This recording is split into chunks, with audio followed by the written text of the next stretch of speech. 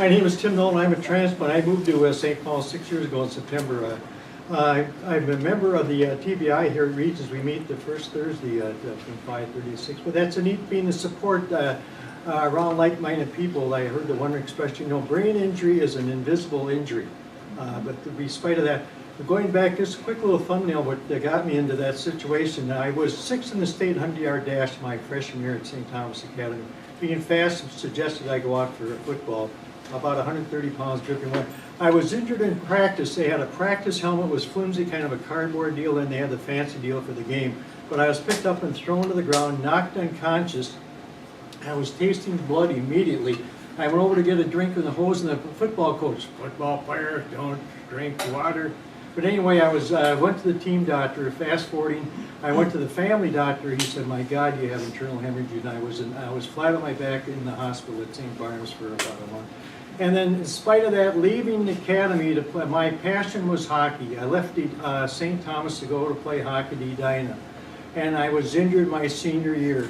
And I went against doctor's orders. Dr. Harold Duran was a neurologist from the football injury. He was also, his son and I played hockey. He was out on the ice immediately once I was injured in hockey. And then fast forwarding, being that situation, I did a paper about brain dysfunction. And my will be done as be a neurosurgeon. I entered the University of Minnesota in pre-med, my focus to be a neurosurgeon. I survived near fatal car accident October 9th, 1960, was out of body.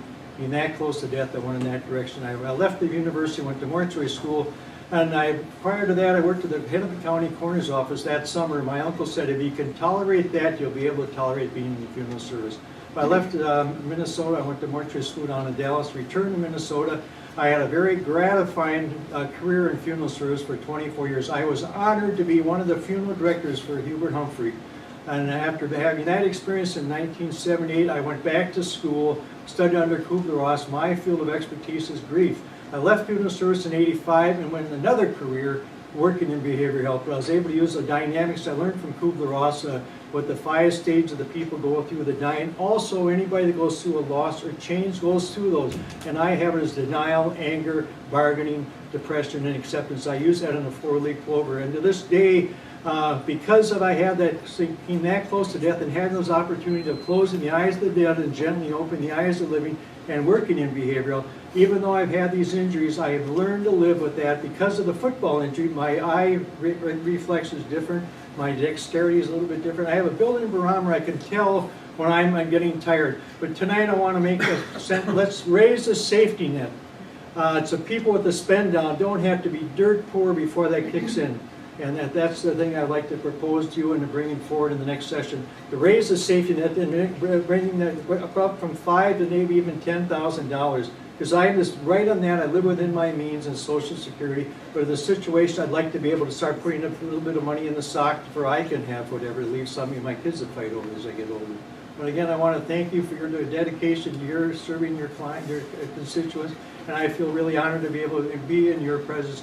And I feel very honored to be with Jeff and Erica. Gave me the responsibility as the legislative liaison this last session. And getting out of my head and getting around and moving around for all sessions, I was really, really neat. I'll continue to do that. I'll do the footwork. I look around the room. Those have one instance of their challenge for life.